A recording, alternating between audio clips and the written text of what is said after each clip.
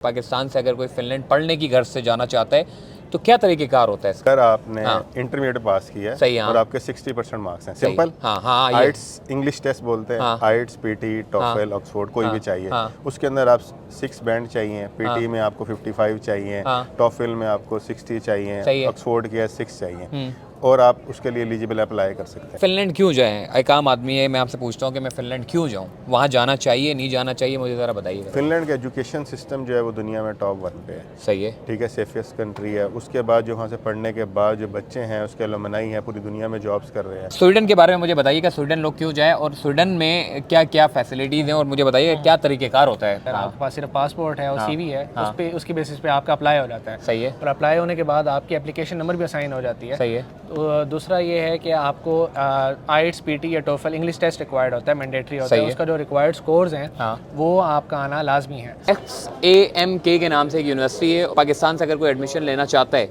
तो क्या प्रोसीजर क्या है इसका? वैसे तो ये यूनिवर्सिटी फिनलैंड में लोकेटेड है। इसके 4 कैंपसेस हैं बड़े बड़े। सही है। कोटका है, कोवला है, मिकेली है, सोवालिना है। ये 4 कैंपसेस हैं बड़े बड़े। जिन्होंने प्री मेडिकल किया है और नर्सिंग में जाना चाहते हैं वो भी इसमें जो है अप्लाई कर सकते हैं। मास्टर्स के लिए भी अच्छे खासे प्रोग्राम्स हैं, हेल्थ केयर में भी प्रोग्राम है, डिजास्टर मैनेजमेंट में भी हैं, और गेम टेक्नोलॉजीज़ पहले मेंशन किया, वाटर टेक्नोलॉजी है, सस्टेनेबिलिटी, इस तरह के प्रोग्राम्स काफ़ी सारे हैं। अस्सलाम वालेकुम जी, इस वक्त मैं डॉन एजुकेशन एक्सपो में मौजूद हूँ और यहाँ पर जो है वो जुनैर भाई हमारे साथ हैं और भी स्टॉल में हम जाएंगे और भी लोगों से बात करेंगे। मुझे ये बताइएगा जुनैर भाई, ये जो स्वीडन और फिनलैंड है, अगर कोई पढ़ना चाहता है तो कैसे कर सकता है? हमें तो बस ये पता है कि यार ऑनलाइन वेबसाइट पे जाना है और इतना लंबा चौड़ा प्रोसीजर होता है, कुछ समझ नहीं आता। तो क्या इसका तरीक़ेकार होता है? अगर कोई जाना चाहता है, कोई ख्वाहिशमंद है पाकिस्तान से अगर कोई फिनलैंड पढ़ने की घर से जाना चाहता है तो क्या तरीक़ेकार होता है इसका?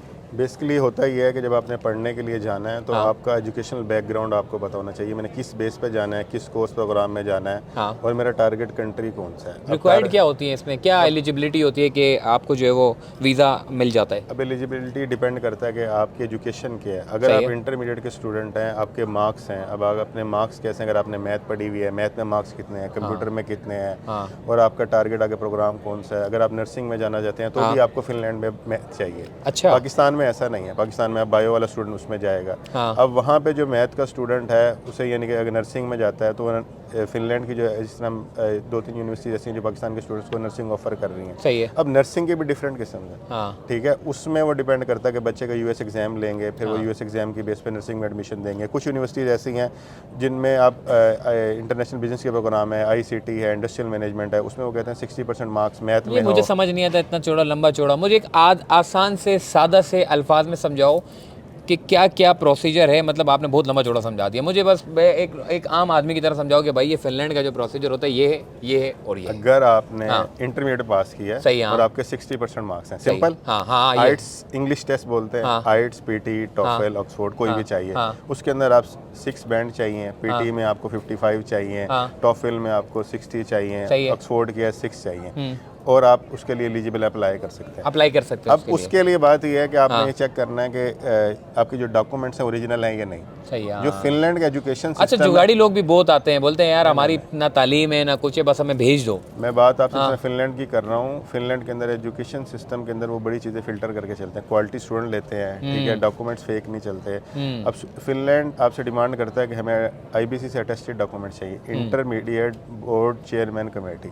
ठीक है, अब जब उससे आपके डॉक्यूमेंट्स अटेस्टेड होंगे वो फेक नहीं हो सकते। सही है। ठीक है, वो अगर आपके डॉक्यूमेंट्स को ऑन कर रहा है तो आप यानी कि उसके लिए एलिजिबल है और आप अप्लाई कर सकते हैं। वो आप अप्लाई करेंगे, उसके बाद आपको वहाँ से एडमिशन मिलेगा। एडमिशन मिलने के बाद आप यानी कि वीज़ा फाइल करेंगे। तो फिनलैंड क्यों जाएं? एक आम आदमी है, मैं आपसे पूछता हूँ कि मैं फिनलैंड क्यों जाऊँ, वहाँ जाना चाहिए नहीं जाना चाहिए, मुझे ज़रा बताइएगा। फिनलैंड का एजुकेशन सिस्टम जो है वो दुनिया में टॉप 1 पे है। सही है। ठीक है, सेफेस्ट कंट्री है। उसके बाद जो वहाँ से पढ़ने के बाद जो बच्चे हैं उसके अलुमनाई हैं, पूरी दुनिया में जॉब्स कर रहे हैं। ठीक है, जॉब यानी कि जॉब की जो लोगों का हैप्पीएस्ट रेट है और जॉब जो आप बात करें उसके अंदर फिनलैंड के अंदर तो कोई भी बच्चा जॉबलेस नहीं रहता अगर उन्होंने एजुकेशन वहाँ से डिग्री कंप्लीट की है।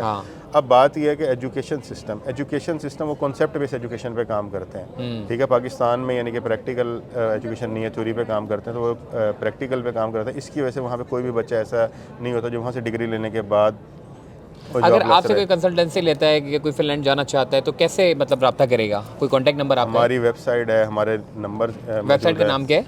www.edusurfers.sc। हमारा जो हेड ऑफिस है वो स्वीडन में है, तो इसीलिए हमारी वेबसाइट भी www.edusurfers। भाई स्वीडन के बारे में मुझे बताइएगा, स्वीडन लोग क्यों जाए और स्वीडन में क्या क्या फैसिलिटीज़ हैं, और मुझे बताइएगा क्या तरीक़ेकार होता है पाकिस्तान से अगर कोई सबसे पहले तो इसमें क्राइटेरिया बहुत ईजी है। आपका पासपोर्ट है, अगर आपके पास सिर्फ पासपोर्ट है और CV है, उस पे उसकी बेसिस पे आपका अप्लाई हो जाता है। सही है। और अप्लाई होने के बाद आपकी एप्लीकेशन नंबर भी असाइन हो जाती है। सही है। तो दूसरा ये है कि आपको IELTS PT या TOEFL इंग्लिश टेस्ट रिक्वायर्ड होता है, मैंडेटरी होता है। उसका जो रिक्वायर्ड स्कोर्स हैं वो आपका आना लाजमी है। सही है। ठीक है। अगर आप पॉइंट्स लेने पड़ते हैं? 6.5 चाहिए होते हैं IELTS, ठीक है, और PT 62 ओवरऑल चाहिए होता है, और TOEFL जो है वो 90 ओवरऑल सब करना पड़ेगा? ये नहीं, इन तीनों में से कोई एक टेस्ट कर लें आप, सही है, तो आपका एडमिशन हो जाता है। ठीक है। उसमें आपका जस्ट ये इंग्लिश टेस्ट है, no gap issue, no CGPA required, मतलब CGPA आपका पास, मतलब पासिंग मार्क्स वाला भी जा सकता है। मार्क्स वाला जा सकता है। सही है, मतलब पास होना चाहिए। पास हो, डिग्री कंप्लीट हो, तो आप जा सकते हैं। आपका एलिजिबिलिटी क्राइटेरिया बन जाता है। इंग्लिश टेस्ट की जो रिक्वायरमेंट्स हैं वो रिक्वायर्ड स्कोर आना आपका लाजमी है। सही है। तो अगर कोई कंसल्टेंसी लेना चाहता है, जाना चाहता है, तो कोई कॉन्टैक्ट नंबर वगैरह है आप? ये हमारा कार्ड है,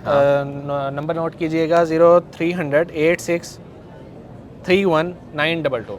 सही है जी, कॉन्टैक्ट नंबर भी इन्होंने दे दिया है। अगर कोई स्टूडेंट जाना चाहता है, कोई मालूमात लेना चाहता है, तो आप कंसल्टेंसी के लिए जो है वो विज़िट कर सकते हैं भाई के पास, और कॉन्टैक्ट नंबर है, दिए गए नंबर पे आप रब्ता भी कर सकते हैं। आओ मज़ीद लोगों से भी बात करते हैं। अच्छा, ये XAMK के नाम से एक यूनिवर्सिटी है, और ये इसके रैप में भाई इनसे बात करते हैं। मुझे बताइएगा सर, ये जो यूनिवर्सिटी है ये कहाँ पर है, और इसका क्या तरीक़ेकार होता है एडमिशन करवाने का? अगर कोई मतलब पाकिस्तान से अगर कोई एडमिशन लेना चाहता है, तो क्या प्रोसीजर क्या है इसका? वैसे देखिए भाई, XAMK यूनिवर्सिटी की आपने बात की, ये बेसिकली इसकी एब्रीवेशन इस तरह से है, south eastern Finland university of applied sciences. तो ये अप्लाइड साइंसेज की यूनिवर्सिटी है। अप्लाइड साइंसेज जो यूनिवर्सिटीज़ होती हैं वो काफ़ी प्रैक्टिकल अप्रोच लेकर चल रही होती हैं, यानी उनके प्रोजेक्ट रियल लाइफ प्रोजेक्ट्स होते हैं, और इस तरह की अप्रोच लेकर चल रही होती हैं। ट्रेडिशनल अप्रोच नहीं होती जिस तरह हमारे यहाँ रटा सिस्टम होता है, ये वाला मामला होता है। तो ये यूनिवर्सिटी फिनलैंड में लोकेटेड है। इसके 4 कैंपसेस हैं बड़े बड़े। सही है। कोटका है, कोवला है, मिकेली है, सोवालिना है, ये 4 कैंपसेस हैं बड़े बड़े। तो ये काफ़ी अच्छी यूनिवर्सिटी है, और फॉरवर्ड थिंकिंग यूनिवर्सिटी है, फ्यूचरिस्टिक अप्रोच है। इसके प्रोग्राम्स भी अगर आप देखें, गेमिंग, डिज़ाइन, इंजीनियरिंग, नर्सिंग के प्रोग्राम्स भी हैं। जो स्टूडेंट्स जिन्होंने प्री मेडिकल किया है और नर्सिंग में जाना चाहते हैं, वो भी इसमें जो है अप्लाई कर सकते हैं। मास्टर्स के लिए भी अच्छे खासे प्रोग्राम्स हैं, हेल्थ केयर में भी प्रोग्राम है, डिज़ास्टर मैनेजमेंट में भी हैं, और गेम टेक्नोलॉजीज़ पहले मेंशन किया, वाटर टेक्नोलॉजी है, सस्टेनेबिलिटी, इस तरह के प्रोग्राम्स काफ़ी सारे हैं। तो अगर अप्लाई करने की बात करें तो इस यूनिवर्सिटी के ऑफिशियल रिप्रेजेंटेटिव पाकिस्तान में हैं, उनके थ्रू स्टूडेंट्स अप्लाई कर सकते हैं। अगर मैं नाम लूँ तो एजुसर्फर्स है, जो हमारे डायरेक्टली पार्टनर्स हैं, जिनके साथ 1-to-1 कम्युनिकेशन हमारी चल रही होती है। तो काफ़ी सिंपल प्रोसेस है, और यूनिवर्सिटी काफ़ी अच्छी है। मतलब ये बेसिकली, हाँ, मतलब आपकी बात में काट रहा हूँ, मतलब ये है कि अगर कोई यूनिवर्सिटी से, कराची की किसी भी या पाकिस्तान की किसी भी यूनिवर्सिटी से पढ़ता है, और उसके बाद वो चाहता है कि अप्लाई करना, तो इसमें वो अप्लाई कर सकता है? मतलब आसान से कर सकता है। ये बेसिकली उन स्टूडेंट्स के लिए होता है जो थोड़े से अच्छे स्टूडेंट्स होते हैं ना, 70% 80% मार्क्स, मतलब पढ़े लिखे, जो पढ़े लिखे स्टूडेंट्स आसानी से अप्लाई कर सकते हैं, और जिनकी GPA अच्छी होती है। हाँ, GPA अच्छी होती है, क्योंकि इनके पास वर्ल्ड वाइड एप्लीकेशंस आती हैं यूनिवर्सिटी की, सारी दुनिया से एप्लीकेशन आती है, तो मेरिट काफ़ी हाई रहता है। हाँ, तो इसीलिए GPA जिसकी अच्छी होती है तो उसको वो टारगेट करते हैं, और उसको वो एडमिशन अपनी यूनिवर्सिटी में देते हैं। तो भाईजान, इस वक्त में यहाँ पर डॉन की तरफ से जो एजुकेशन एक्सपो यहाँ पर लगाई हुई है, यहाँ पर मैं मौजूद हूँ। आप चाहें तो मेरे ख्याल है जब तक ये वीडियो अपलोड होगी तब तक ये एक्सपो ख़त्म हो चुकी होगी, लेकिन अगर आप चाहें तो जिन जिन स्टॉल में मैंने विज़िट किया, वहाँ के कॉन्टैक्ट नंबर से आप रब्ता कर सकते हैं और विज़िट भी कर सकते हैं, और ये सारी मालूमात आप ले सकते हैं।